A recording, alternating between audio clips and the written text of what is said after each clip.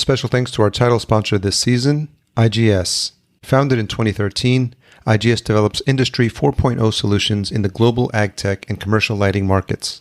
As an industry innovator, they make revolutionary controlled environment growth products. For more information, visit intelligentgrowthsolutions.com. Anyway, I was like, okay, $3,000 to play a song while you walk down the aisle. And they're like, yeah, great. And so I played Daft Punk at their wedding. They paid me $3,000 on cello looping it.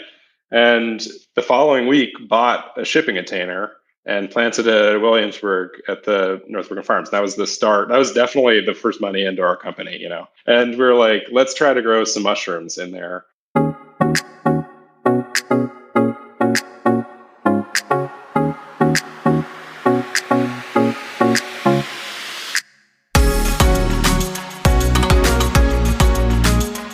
Welcome to the Vertical Farming Podcast, weekly conversations with fascinating CEOs, founders, and AgTech visionaries. Join us every week as we dive deep into the world of vertical farming with your host, Harry Duran.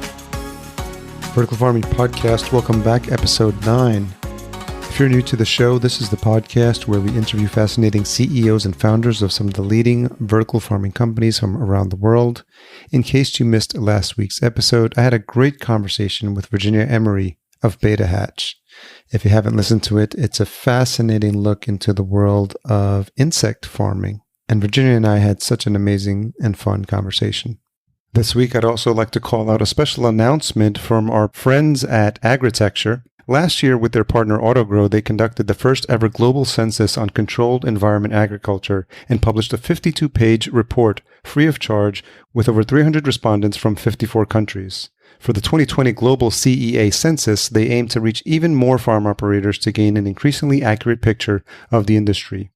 With COVID-19 heavily impacting agriculture, they'd be interested to know how it has affected your operations. You can fill it out at agritecture.com/census. We'll also be including a link to that in our show notes as well. And they've asked that the questionnaire be completed by August 10th, 2020. What's more, by answering this year's census, you'll have a chance to win multiple prizes, including a free ticket to their virtual conference, AgriTecture Exchange. So make sure you check that out.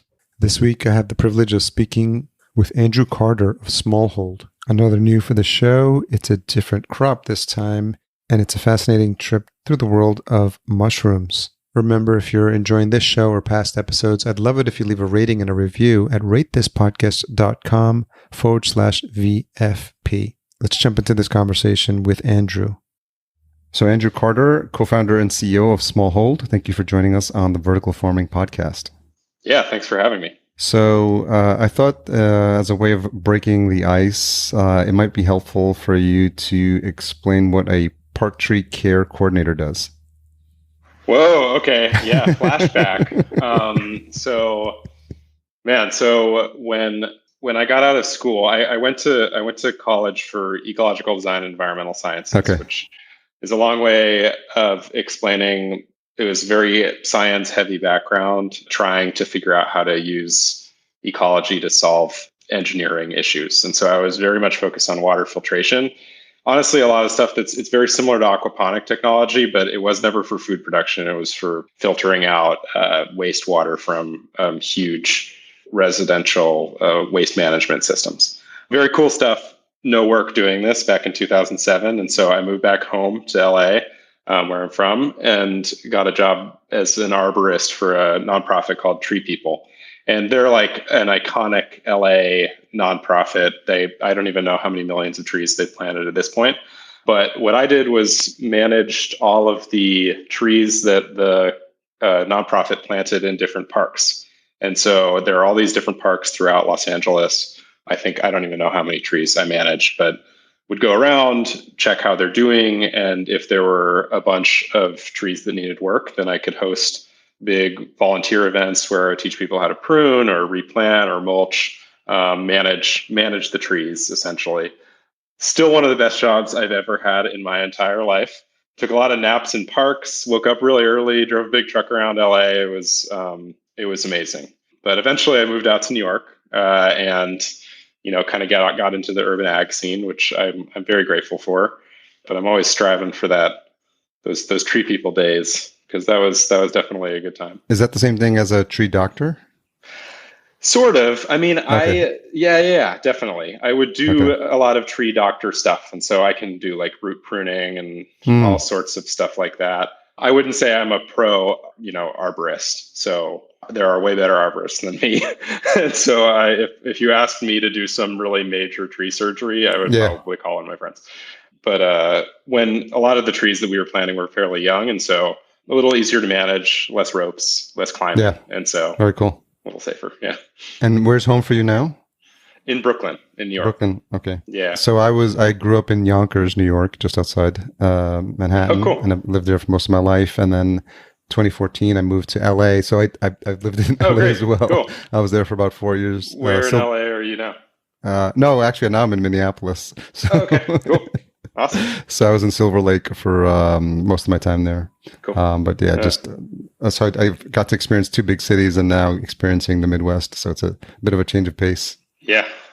I'm interested when you said you first started getting into AgTech, like what was your first foray into anything around hydroponics and then AgTech? Yeah, it was kind of funny. So I moved to New York in 2009.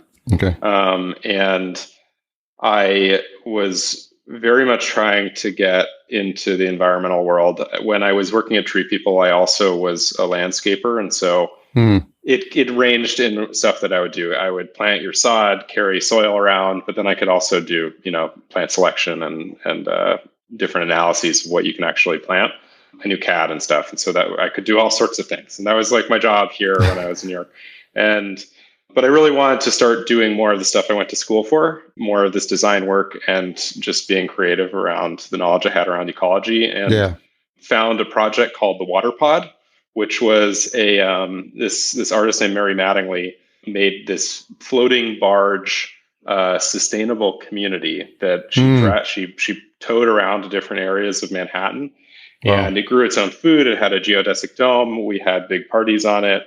And they had a living machine, which is what I studied in school. I studied with a guy named Dr. John Todd, and he invented these things. And it was not working very well. They were peeing in this thing, and it's an environment. And so if you don't manage it, especially a small environment, it can get really out of hand really quickly.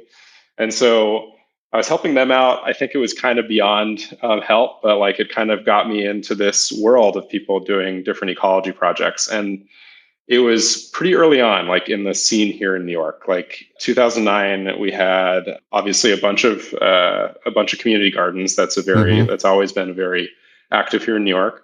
But venture-backed indoor ag was almost non-existent. We had New York Sunworks doing nonprofit work, which was doing installations of hydroponic stuff, and we had New York Sunworks did the Science Barge, which had a little hydroponic greenhouse. It was also a barge.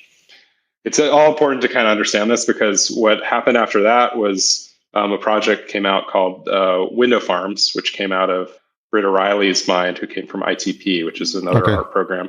And it was a DIY hydroponic system made out of water bottles. And it ended up being like this really big thing. We were like one of the first projects funded on Kickstarter. We had, I don't even remember, tens of thousands of people on our community helping us design new hydroponic systems out of trash, essentially. Wow.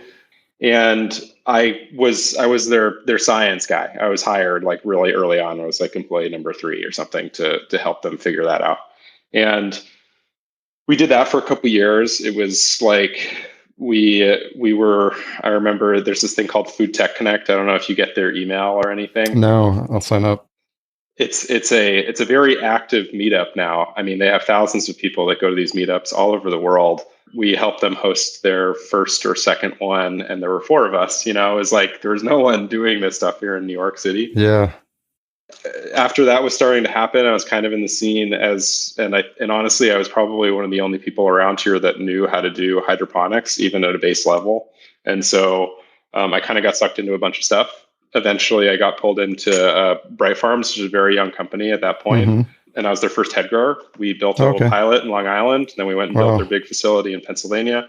And after that, I got a lot of commercial hydroponic experience and then kind of consulted on a bunch of different projects. And that's sort of how I ended up getting like deep into the urban ag world. Very cool. Did you ever connect with Ben Flanner at Brooklyn Grange? We know him very well. Yeah, I was supposed to hang out with him last week, social distance style, but we're all just kind of running around. Are you serious? Well, tell him Harry Duran says hi. We work together at E-Trade. Oh, wow, that's amazing. Yeah, so our office is on Carlton and Flushing near the Navy Yards. We can see the Brooklyn Grange, their main one, from our office. Like we're very close with them. So it's so wild. Cool. You got to interview him on this. I mean, their whole thing is so insane. Yeah, it's not the indoor control. They do have some controlled environments now. They have a greenhouse, but yeah, they're really doing it. It's amazing. It's so funny because I remember we were working at E-Trade at the time, and he said, "I'm leaving finance," and we were in the marketing department. He's like, "I'm gonna go start this like rooftop garden in Brooklyn," and we're like, "What are you doing? What?" And he was always like a bit eclectic, and so he's a really interesting guy. And so it's so fascinating. I might have lost touch with him, and then as I was starting to do research for the podcast and just digging in, I was like, "Wow, Ben!" And I think I pinged him on LinkedIn for a bit, but I got to figure out. Maybe you can afterwards give me his email. So I'll connect to you. Yeah, I don't know how active he is on LinkedIn. He's definitely a email text kind of guy. Very nice to see him. That's cool. Yeah.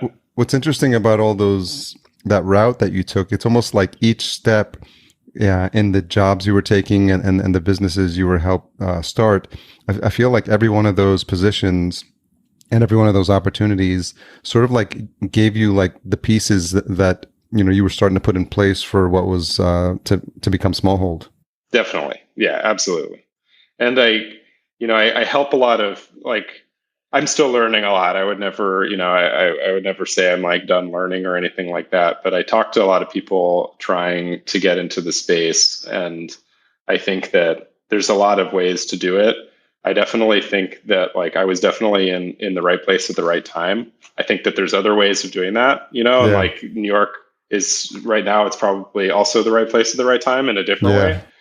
But I think that there was a lack of expertise on hydroponics. And so people were willing to take a risk initially, and it paid off, I think, for everyone. I figured stuff out, and now I feel very confident in it, but it definitely, all of the experience kind of added together has made it so we can kind of do this. Sort of a lot of the growth happened after Bright Farms. I dealt with some family stuff, but then went out and started consulting on different projects. And that was when a lot of the vertical farming activity really started happening, and had the opportunity to travel around and visit all sorts of facilities. And so seeing all kinds of different kinds of operations and people trying to do it in different ways. Can you talk a little bit about tell the story about how you started to get the idea for what is now Smallhold and where that came from? Yeah, it came from a few different places. So we grow mushrooms. We have the main thing, if you look up Smallhold and you look up what we do right now, we have these in-store installations that you can see in grocery stores and some restaurants. We have way more ambitious plans than that. We're building out larger spaces. We're working on expansion across the country. It's way bigger than just in-store sort of growing. That's just one piece of the puzzle, which in our opinion is distributed farming. And there's a lot of people that kind of throw that word around, or that term. There are different ways that you could approach it. What we think, and especially with mushrooms and certain crops, is it makes sense to centralize certain aspects of your growing operation, but then distribute the final stage or different aspects of it. And so we can, in New York, we have all these little units all over the place that make a larger footprint of our farm. And so we can actually have a commercial operation and have the same cost benefit that a large operation would have. In Whole Foods, Gowanus, they were an isolated operation. That crop would be way too expensive to sell at a competitive price. But since it's fed into our network, it can make a lot more sense. And so that will change for different regions. Some regions make sense to grow on site, some don't. Some places have, I think it's an issue in the indoor ag space and just food in general, as people think that you can have the same solution for every city. I think that you need a mix of solutions because every city is different. They interact with food different. People expect different things from their products. And so it's important to be able to kind of modify for each city. And that's okay. If you're modular, you can scale, but it's not as simple as just popping a warehouse up and expecting people to buy it. Yeah. And so that's what we're mainly developing. But it comes from a lot of different spaces. So I used to grow leafy greens and herbs. That was my main thing. Yeah. We were doing all these analyses for people and realized that there's a great opportunity in mushrooms. Mushrooms have really good margins generally.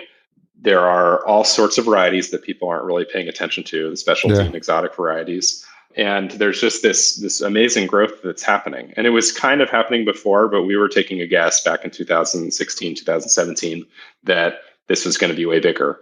People becoming vegetarian, a lot of fad diets, just people being creative. And it ended up paying off because it's the fastest growing produce in the produce aisle. And so we're excited to be part of that.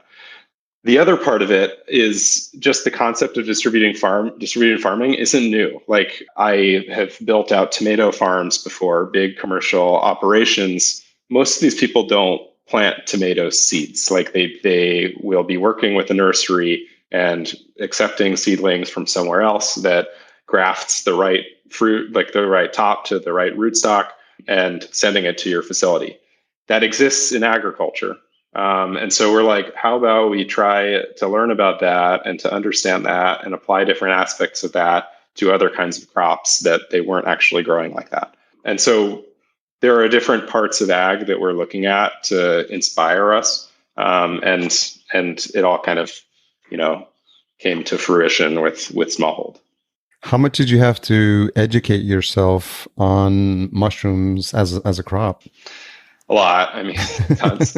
I thought that it would be similar to plants. That was, and I think a lot of people think it is, but they're very different. The main crossover is that it's a very large, like, climate control problem. Like, the problem you're trying to solve generally with mushrooms are climate control. Okay. In my opinion. I'm sure some other mushroom farmers might be listening to this and be like, you're totally wrong, but it's our opinion is that climate control is the big thing. And the rest of it is just so different. I mean, fungi in general, it's its own kingdom. So just functionally, a lot of people think that they're actually more similar to animals than to plants. And the more I grow them, the more I realize that that's very true. Like, they respire, they breathe in oxygen, they release CO2, they digest, they release digestate. So that's how they're getting their energy and creating their carbohydrates and everything.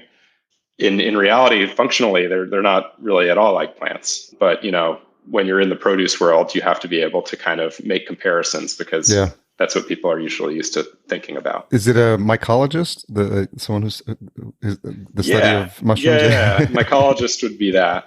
I always call myself more of like a farmer, and now I'm very much a CEO. I know a lot about tech, and I run product at Smallhold and stuff with our product team. We have a head of product already who really runs product, but I help him.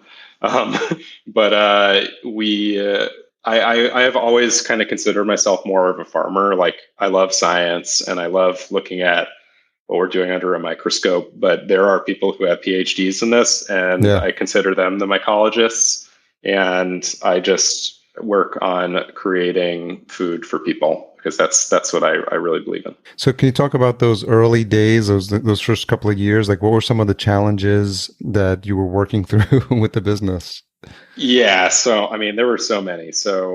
And there are always, it's still a young company. Like, we incorporated in 2017, so it's not too old. Man, in 2017, what we had was a shipping container in Williamsburg. Okay. That how I got this was I grew up playing cello, and I had a couple YouTube videos of me covering different bands on my cello, doing looping and stuff. Yeah. And someone asked me if I could play a Daft Punk song at their wedding.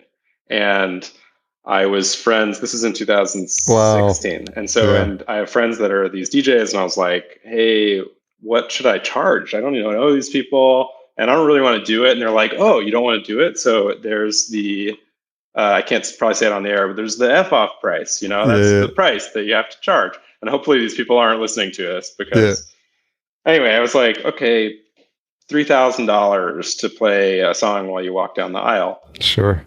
And they're like, yeah, great. And so I played Daft Punk at their wedding.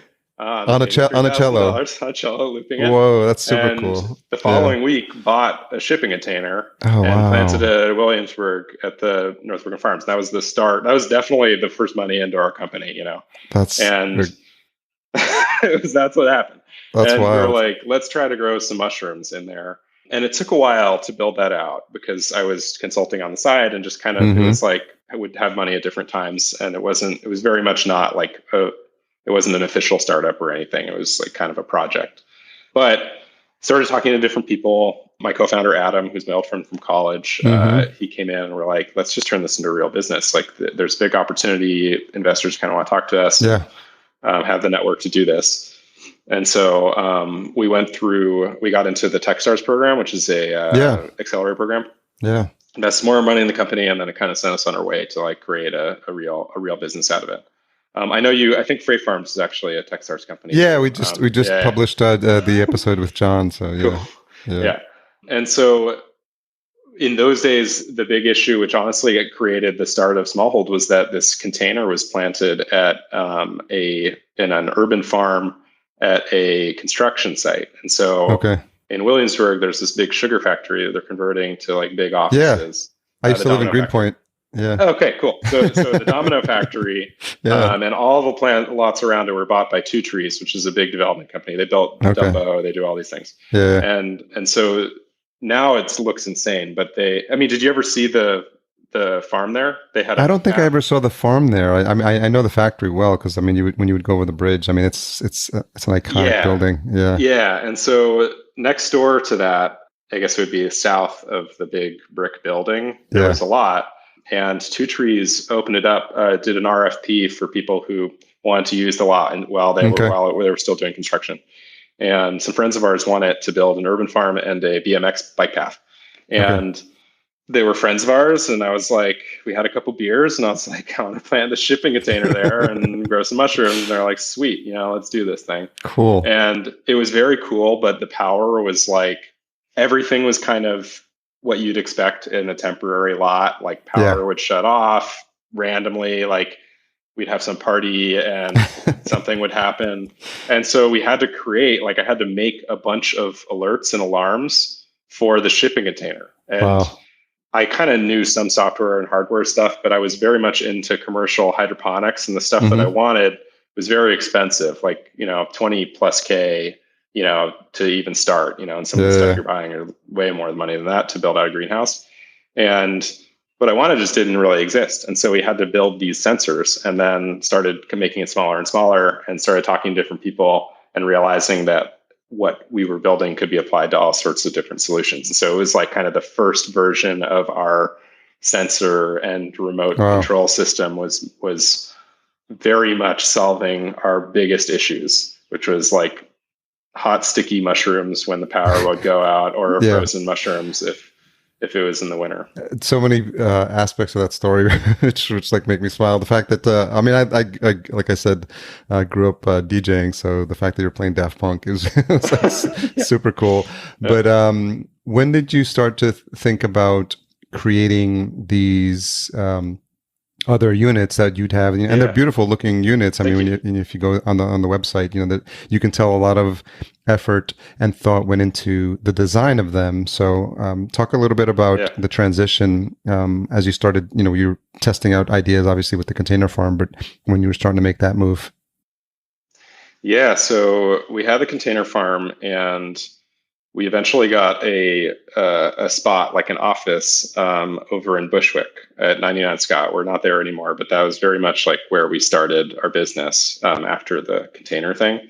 And we had some friends there at Bunker Vietnamese, which is a Vietnamese restaurant, which is an amazing Vietnamese restaurant. If you guys, they're still doing everything through COVID and everything, so everyone should go and order from them. And Jimmy, the owner, is amazing and loves urban ag and tries to support it wherever he can. And I was I swear I don't drink too much beer, but we were also having beer one time and had a couple beers, and we were talking about all the stuff that I kind of wanted to do. And he's like, let's do this in the store. Let's talk about this. Like, let's figure this out, how to put it in my restaurant. And we're like, that's a pretty good idea, thinking through all these different ways of doing it, and started kind of fielding it with different restaurant owners and then eventually grocery store owners, and realized that it is something that they're very much into, which it seems counterintuitive in New York with the lack of space and everything. But nonetheless, like, people are very excited about the opportunity to do this. And so we knew that if we were going to be doing it, we would want it to represent, like, we know is the big thing is that they work. Like, they grow a lot of mushrooms. They are very advanced, like, we're controlling these things remotely. They have, each shelf is independently controlled using specific spectrum of lights. And we can go into the tech if you want, but they're crazy tech that goes into those things. But we knew that they were going to be in front of people eventually. And so we wanted them to look like that. And what all of our team, but especially Adam and I as co-founders, are very into kind of futurism, especially retrofuturism, and love this idea of, controlled environments as, like a window to the future, and, window into the fresh produce that you can be eating right there. And so all that really impacted how we wanted to design and build these things. Yeah, when you look at them, I grew up I'm dating myself. I grew up with the Jetsons. So cool. Yeah, totally. Yeah. So there's this aspect of, like, future forward and thinking like how life would be. And I mean, a lot of the things seem silly now, but there is some aspect of, like, really not just having access to fresh food, but the ability to have these almost microclimates within your own home, and to have, you can't get any fresher than, picking the mushrooms in there with restaurants. And you're starting to see some of those.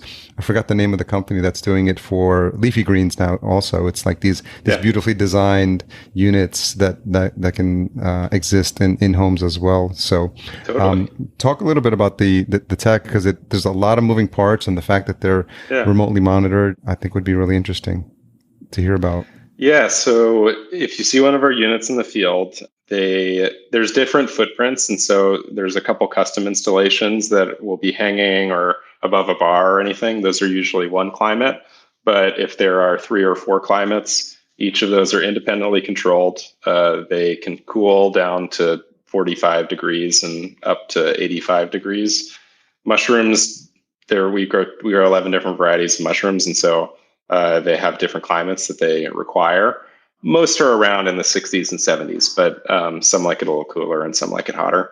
And then I'm sure as you talk to different people talking about different plant stuff, the similar stuff happens with mushrooms. Like, you can alter the climate in different ways to completely change the shape or the nutritional value of some of these mushrooms. So it's very cool stuff that you can do with that control. Additionally, with mushrooms, they respire, and so you have to be managing their CO2 and oxygen really well. And so they have a bunch of ventilation and filtration to make sure that, they're not having issues with their airflow. And then it has a specific spectrum lighting. And so mushrooms, they don't do photosynthesis. And so with plants, you have a lot of people argue that plants need full spectrum light for different stages of their growth. Most of the vegetative growth would happen with kind of that bluish reddish spectrum. And so that's why you see that pinkish purple light.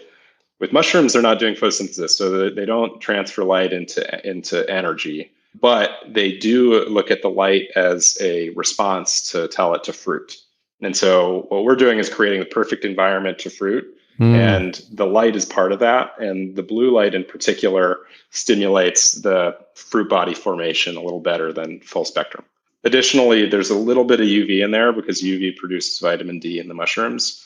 It's a very interesting aspect. We don't totally push that. We're not doctors, and so I'm not going to go sit here telling you guys that you can get all your vitamin D from our mushrooms. But I like the aspect of that, and so that's another thing that we're kind of looking into here.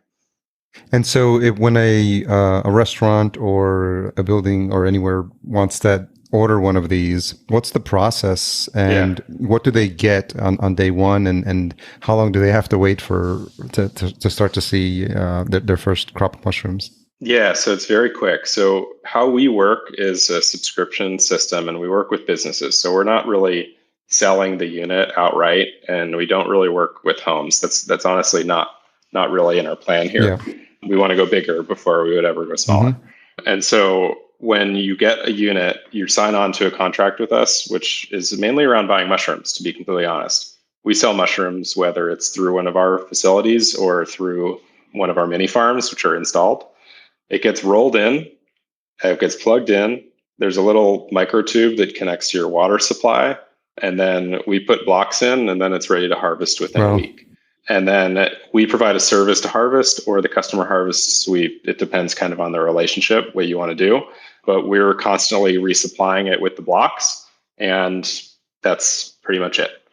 We're capturing about 60,000 data points per day from each of those units. And so if we want to modify the recipe for each variety that you're getting, let's say, hey, I want to grow lion's mane next week in shelf 1, then we can modify that remotely if necessary.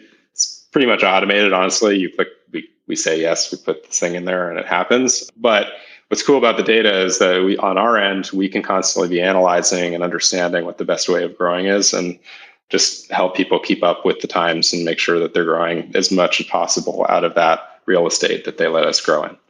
Because the big thing is, like, we work with businesses, and businesses don't want to deal with this stuff. Like, they like the idea and they love the quality and they love it. Like, they want to deal with it in a sense that it's there and they can sell the stuff, but they don't want to be mushroom farmers, even if they tell you they do. And so we don't want them to be mushroom farmers. We want them to have the best experience as possible. And that's how we've developed the whole entire project. And what's been the experience for folks, if you think about the restaurants who've had your units there for the longest period of time, what's been some of the feedback, and what have you done, if anything, to reiterate or change based on that early feedback? Totally. I mean, there's a few different things. So Bunker, for example, they were our first customer. They had it in their basement, and they thought our original concept, which I didn't even talk about, was that people would probably want this back of house. Like, this is a utility, and people would think it's cool, but hey, it's just, we're growing mushrooms. That was totally incorrect. Like, people want to look at this. And so we figured that one out and iterated more to make sure that not only it looked right, but then also, like, there's aspects of our supply chain and how we manage it to make sure that it looks good for customers, because we can be more efficient if we didn't really care about how it looked, obviously, but that's not how we roll. And so we wanted to make sure that it's a good experience for the customers as well.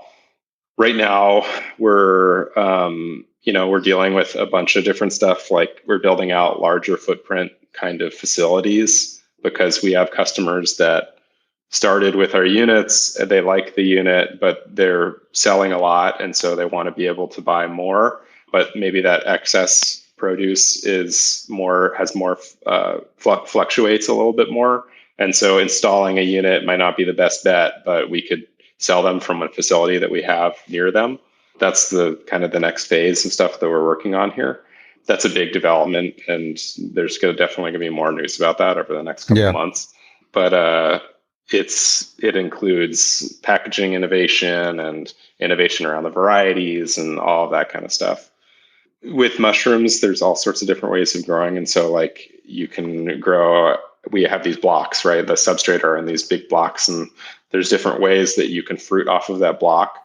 Mm-hmm. And so some customers might want really big king oysters, for example. And we can grow these things out of the units that are like a pound each. And you can make a mushroom for 2, and it's amazing.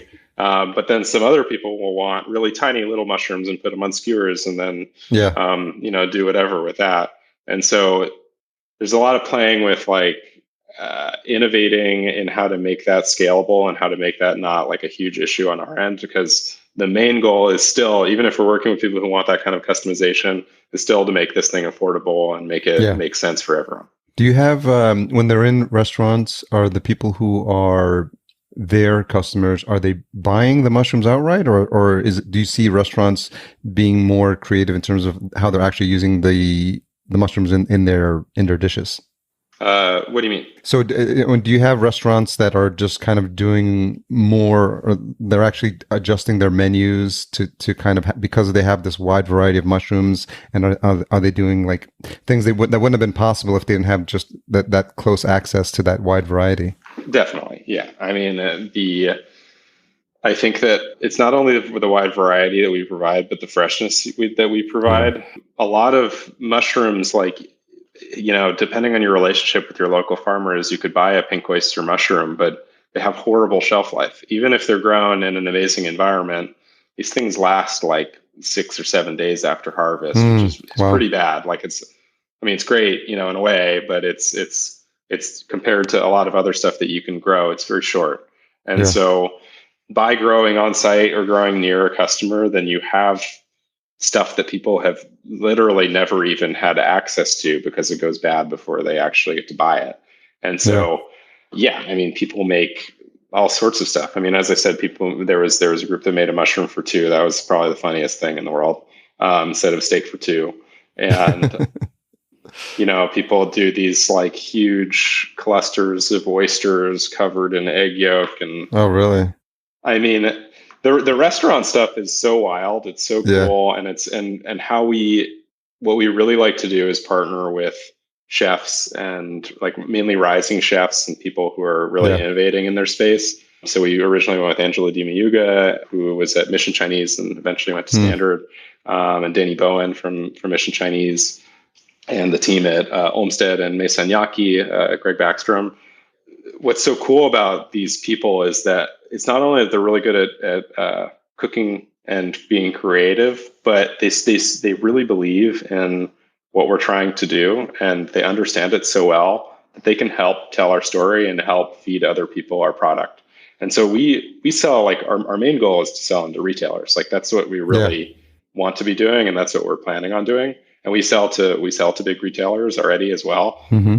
But the more people we can have like that are preparing our food in such interesting ways and helping us tell our story, then the more people will get creative with our products in the grocery store, and get and share it in different ways. And so it's been a very amazing experience, definitely, working with all these different people. And so we plan on doing it in cities all over the place. So I would imagine there's a lot of preconceived notions when people think about mushrooms, and I know there's probably a running joke about shiitakes as well, because it's like one of the most commons. So when it comes to either myths or preconceived notions, or just re-educating people on mushrooms as a whole, like, what are some of the common conversations you have with people?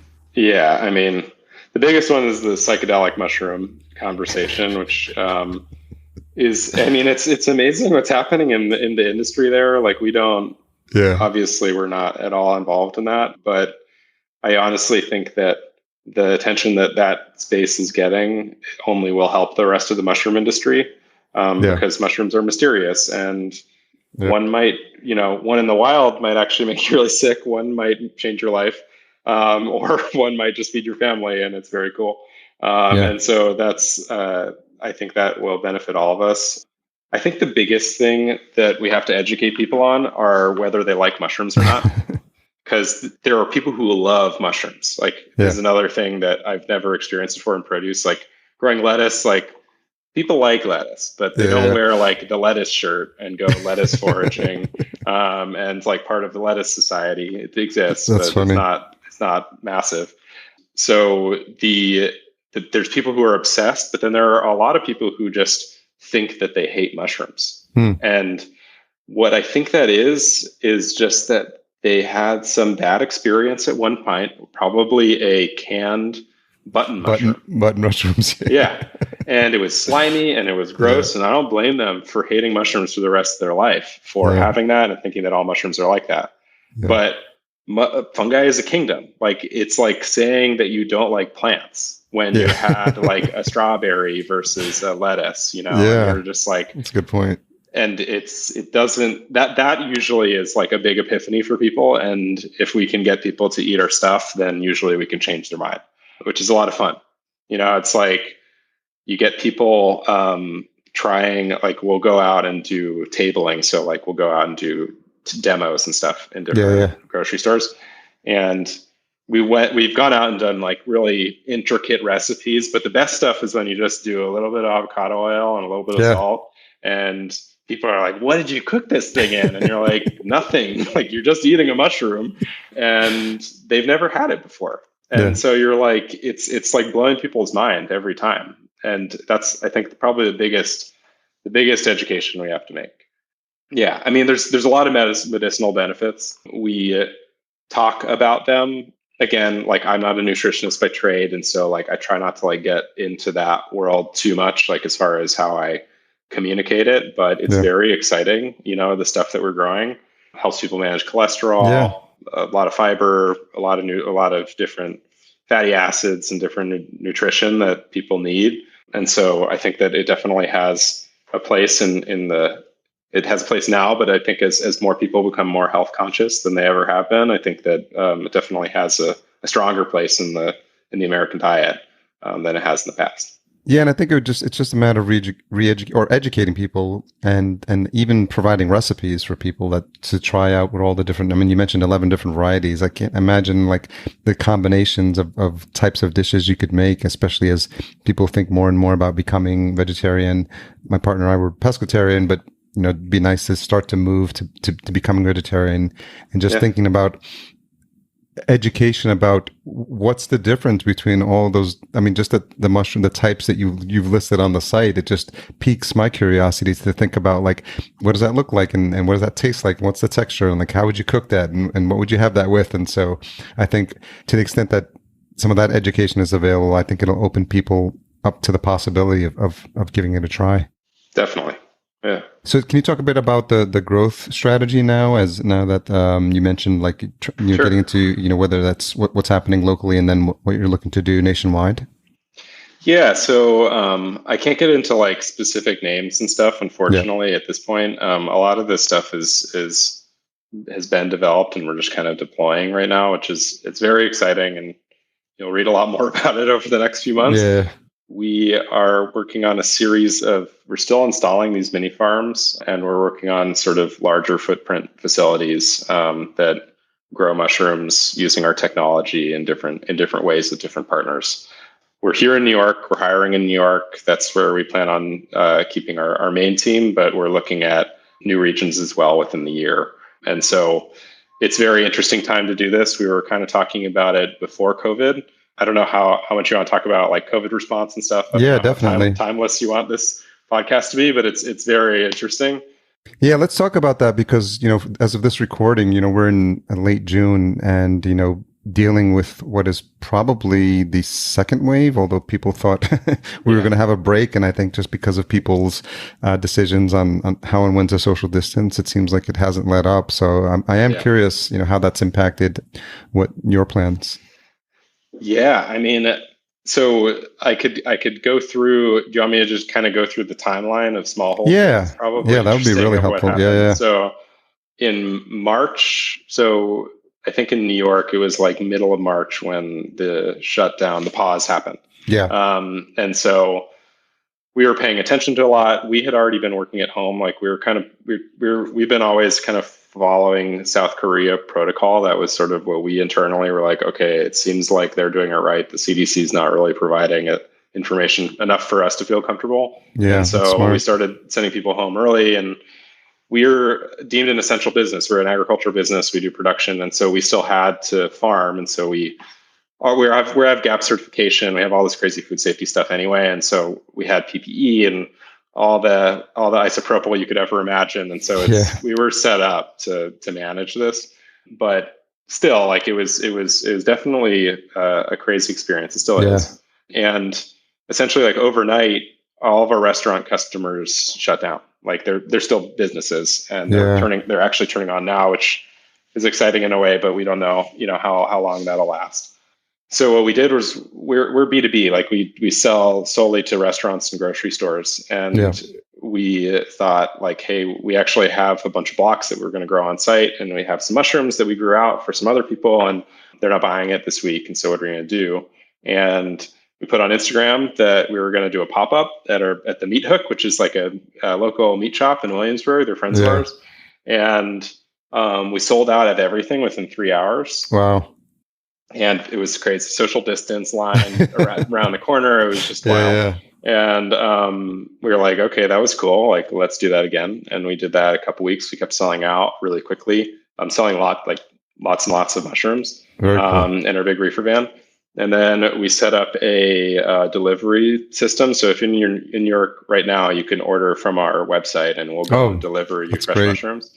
And with that, we are selling so many more mushrooms than we used to. And I want to, there's a little asterisk on that where we're still confident in the original plan, working with restaurants and retailers and B2B. And so like, we're not making a total pivot or anything to D2C. We just look at it as another kind of lever that we can pull in case there's another, there's a more outbreak or who knows, like something else kind of happens as we go and expand.